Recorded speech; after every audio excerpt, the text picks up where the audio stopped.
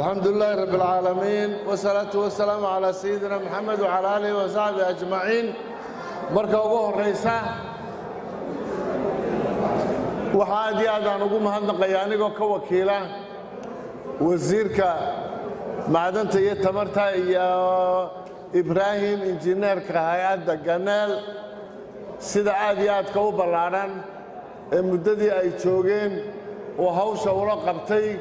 قدوميها قبلكو iyo guddigiisa nabadgelyadaba aad iyo aad baan ugu mahadnaqayaa halkan ragga halkan ka hadlay waa laga wada hadlay ahmiyadda arrintan ay noo leedahay waxa laga maarmaanay inaynu xasuusanno marka ugu horeysa adduunyadan aynu ka mid nahay bini'aadmigu siduu maanta u kala qanisan yahay ama u kala xoog badan yahay ama u kala hormarsan yahay waxa kow ka ah sida dhaqaalahoodu u kala hormarsan yahay dhaqaalaha siyaaraha uu hore ugu maraana waxa weeye waa tacabka ummad waliba ay dalkeeda geliso iyo ugu horraynta sida khayraadka dalkeeda ay ugala soo baxaan waxyaalaha khayraadka haddaad iminka aragto dalalkan khaliijka ee reer sacuudi arabiya imaaraadka kuwait gadar giddigood markaad wada aragto xilliyada qaarkood ayaxayo masacagalaydaa lagu noolaa khayraadkan badda ee shidaalku uu xoogga ku yahay iyo ka berriga ayay dalalkan khaliijka horumarkooda iyo maxaanku idhaahday qaniimadoodu ay ku jiraan haddeerto hawsar aqoon-yahankii mujaahidkii baa halkan sheegayoo xoogaa warwarina dadkeenna waa kii sheegayoo uu yidhi xoolaha iyo shidaalku siday u wada noolaanayaan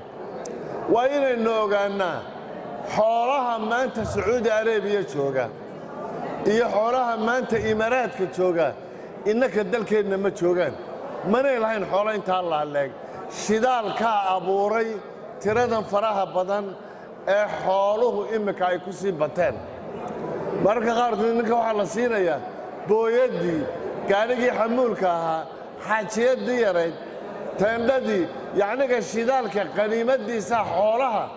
ilaalinaysa environmentka ama dabiicaddana ilaalinaysa waxaynu u baahan nahay maanta waa kii wasiirka golayaashaa tiriyey dad konton ka badan baa halkan ka hadlay maanta waxaynu ka hadlaynaa arrintii shidaalka wasiirka macdanta iyo tamarta cabdilaahi faarax iyo wasiiradii kudista labada midna laguma hayo dal aan la aqoonsanayn oo aan dhaqaalona lahayn oo dowladaha ugu waaweynay inta ay u yimaadaan sharaa'igooda oo yidhaahdaan waxaannu idinla gelaynaa heshiis siyaasadeed oo shidaalku waa material waa alaabo siyaasadeed oo dowladuhu ay ugu isticmaalaan waxaana yidhaahdaan istaraatiijiga si guud oo lagu ilaaliyo danahooda siyaasadeed dowladaha tamartale ee xooggaliy weeye shidaalku qaar badan baa hore loo calaamadiyey ceelkaasi cadow qudhuu leeyahay cadowga qudhuu leeyahay waxa weeye waa nabadgelyo daro shirkadda ibraahim halkan uu madaxda ka yahay dhowr iyo 10 sannadood buu ninkan inala joogaa mike ee halkan fadhiya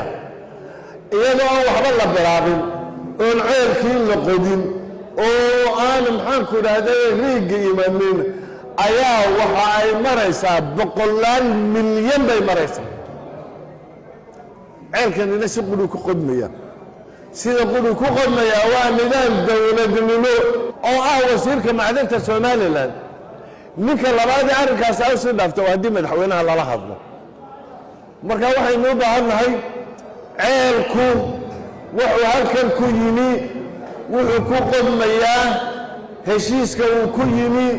waa nidaam dowladeed oo dariiqa dowladeed soo maray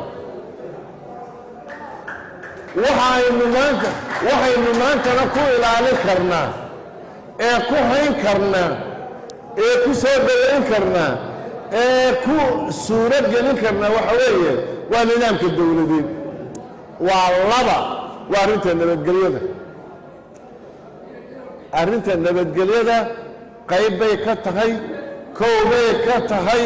waxaa la doonayaa carriga laga qodayaa in ay nabadgelyadiisu ay sugan tahay